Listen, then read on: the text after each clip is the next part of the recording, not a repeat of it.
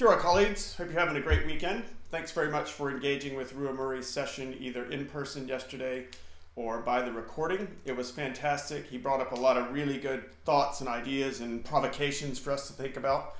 And whenever these folks come join us, these colleagues of ours, I always get two things out of it. I get what they're talking about, so the content of what they're sharing with us, but I also learn a lot about my own teaching through seeing them teach. And I think Daniel brought up a really good point yesterday when he said that the thing he would take away, or one of the things he would take away from the session, was a sense of Rua's honesty. And I couldn't quite put it into words like that, but I was thinking the same thing. And I thought, you know, for all three of these people, Ursula, Herb, and Rua, they're very authentic. You know, what you see is what you get. And they sort of bring their sort of best self to the party. This brief video will just be a wrap-up of the session yesterday, and then we'll set us up for next week. So the ASIC model is something I'm working on and kind of playing around with, and it's the idea about teaching as art or science or instinctual or contextual or all of those things above. And just to quickly run through those again. So teaching as art. So for me, this is thinking about artists who I am inspired by, and thinking about how does my teaching relate to them. So for me, as I had shared, the two artists that I admire greatly are Ansel Adams, who was a black and white landscape photographer, and he would do a lot of manipulation of his photographs in terms of editing and darkroom techniques to sort of represent what he felt at the moment, even if it looks a little bit different than what it actually looked like. At the other end of the spectrum is Frederick Wiseman, and he did a lot of sort of fly-on-the-wall documentaries about various institutions in the US. He has no narration, he has no interviews or anything like that. It's just really start the camera, let it run, and see what you get. And they're pretty fascinating films. Teaching is also science, so this graph is a reminder to the geology research that I shared with you. And as I shared, it shows over the time of a lecture the engagement or lack thereof of one class before we did any improvements to it, and then this is the same class with some enhancements. One of the goals of the postgrad certificate in tertiary teaching is to really have you think about this aspect of teaching, that there is science behind it, there is research behind it, there are things that we know, that we think we know work, versus there are things that we think don't work. And by the end of this, we want you to be not only a consumer of this knowledge, but also a producer of this knowledge, a scholar in the scholarship of teaching and learning. This is a class that I taught in the first semester, and it is a class about community engagement. We go out and we do projects, and we sort of talk a lot about social justice and different things going on. And so this is representative of a pre and a post survey, the Civic Attitudes and Skills Questionnaire. So we give students that on day one, and then we give them the exact same questionnaire on the last day of class.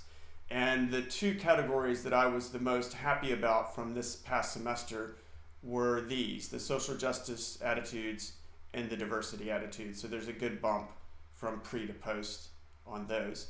Now, I can't claim causation on this because these students might have had a lot of other things going on in their lives that influenced their responses from here to here. However, there is a consistent gain across these different categories that I can reasonably say the class probably had something to do with that.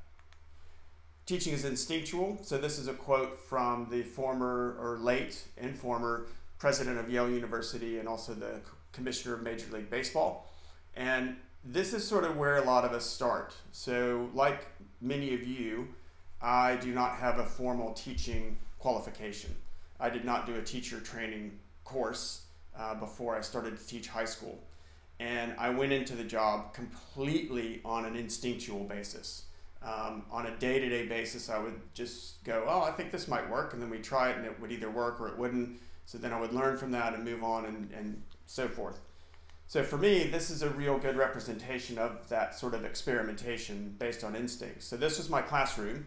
So this is one of my students, and this was my 9th and 10th grade classroom, and you can see it's made up of cinder blocks painted white. And so I really wanted to have the students have a sense of ownership of the room. So my plan was to give every student a cinder block, and then they could paint whatever they wanted to in it. And when facilities management heard about this, they said, no way, you're not painting on the walls. So I did the next best thing, and I got a bed sheet, and I sectioned it off into squares. So each student got a square. And I tied this all up into the theme of education. And so we listened to and we looked at the lyrics for Another Brick in the Wall, and I literally was trying to not make them bricks in the wall and give them space. And it was really cool because we would use this, this big thing, this big sheet, in a number of different ways. I would have students come in and say, okay, for the next 3 minutes, pick out one of the squares that speaks to you today and write about why. Or pick 3 squares that are contiguous and tell a story. So it really went a lot further than I thought it was gonna go, and it was one of those times where your instinct pays off.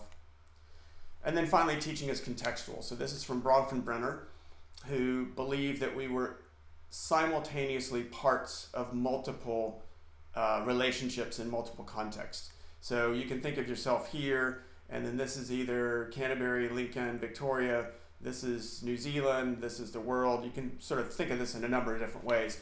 Idea being, at any one point, we are dealing with, both positively and negatively, these different contexts. And for me, that represents, in a lot of ways, New Zealand is my context, in that we are somewhat isolated physically from the rest of the world, so that brings its own implications. We have a very unique cultural situation with biculturalism in the Treaty of Waitangi. We have various natural hazards that we have to deal with, and so forth. So for me, New Zealand is sort of the prime context that I operate within. So using that ASIC as a reflective framework, and this is the group forum that I'm asking you to respond to, which element do you most identify with as a teacher? Now you might hit all 4, that's fine, but which one is your primary motivator or area or space where you might be? And then the second part of the forum is, which element would you say that Ursula, Herb, and Rua most identify with? Okay, so just those 2 questions real quick on the forum. And then this will sort of tie us into what Rua was talking about. So this idea of ASIC might be pertinent for threshold concepts.